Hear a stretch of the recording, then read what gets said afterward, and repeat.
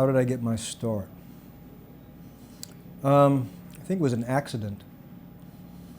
Discovered creativity as a fluke to deal with inner conflict and frustrations in my personal life and on the street.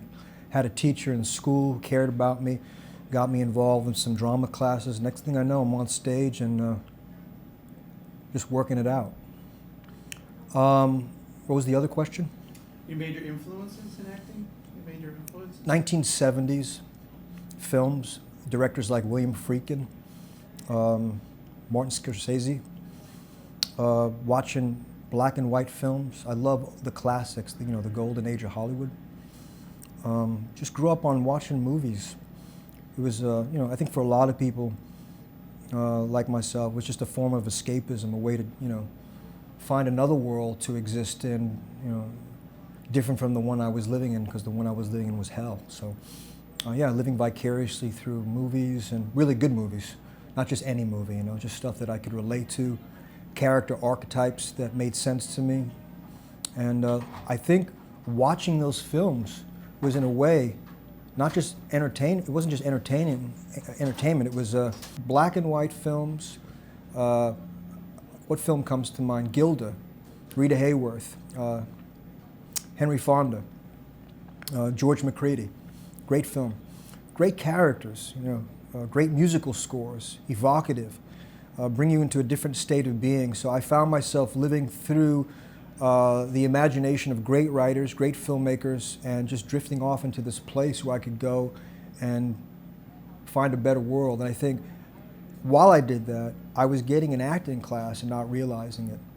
So I think when I was finally allowed to perform and recognize the term actor as applied to myself, well, I still have a hard time calling myself an actor. I don't know what I am. I think I'm a circus clown.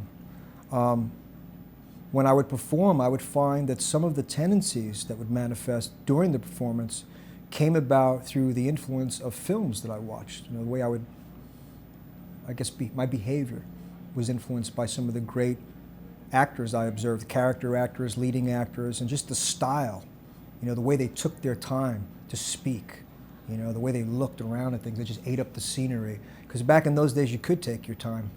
There was no faking on the craft. You didn't have clever camera tricks and CGI, and I'm not knocking that stuff, but you really had to be able to bring the talent to the forefront and prove that you knew what you were doing.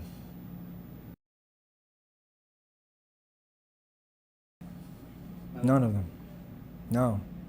I've yet to be allowed to portray a character that I feel does whatever my personality is justice. Occasionally I'm allowed to articulate a little bit.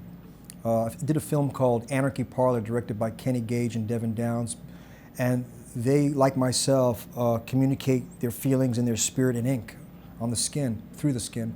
And we talked a lot, and they basically explained to me that they were channeling certain aspects of my personality as the character in the way they wrote that script. So I felt that was probably closest to something that I felt was,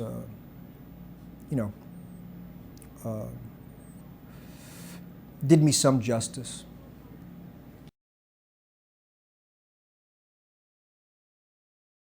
I'll answer the second one first. I plan on getting more. At this point, it's one big one. It starts here and it wraps around here, it goes down this arm, down here over my stomach, and Lord knows where it ends up. I'm at the point now, because the art has progressed so much, that you get these young tattoo artists that can just do magic, with the skin. There's new inks, new styles, new techniques of tattooing.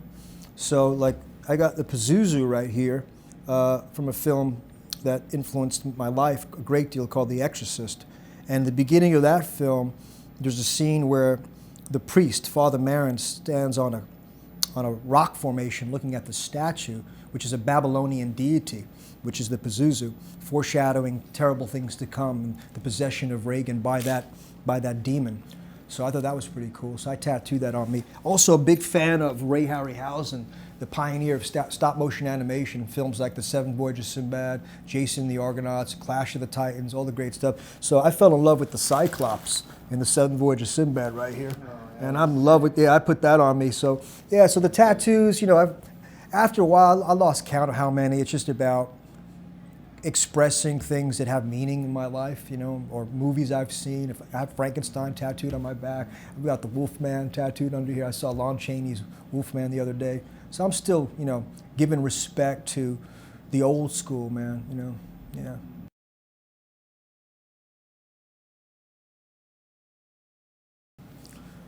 Some of the people I come across in corporate America are pretty scary.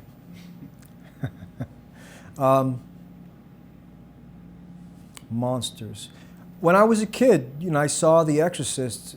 I think that made an imprint on my psyche. To see a child tortured like that, whether it was, you know, possession or child abuse, Lord knows what the hell was going on, but I just remember to see a young girl who was the embodiment of innocence be stripped down to such a disgusting display was pretty horrifying. And that face, the eyeballs rolled back in the head and just the scars on the face and the vomit coming out, that stuck with me for many, many years. That freaked me out. So that was something I think, yeah, that, and eventually, you know, I made my peace with that and I put my arms around it, gave it a big hug, it became my friend. What else? I don't think there was anything. I mean, I watched the Frankenstein movies as a kid. I watched The Wolf. I watched a lot of stuff with gargoyles. You know, there were these movies, you know, with creatures crawling around, crawling up, you know, the sides of buildings, you know, jumping into little kids' bedrooms. So I used to have these dreams as a kid because I was influenced by some of the TV shows that I watched of like just, you know, like these gargoyles just crawling up the side of buildings, you know, trying to break into my room or something. So I always remember having these dreams or something trying to get in the house. You know, like these horror films where something's banging on the door. You walk toward the door slowly. They bang, and then you go closer to the door, you know, because you're stupid like that. And you have to find out what's on the other side. You're like, should I look through the peephole? And you look through the peephole, and BAM! You wake up. You go, that's it.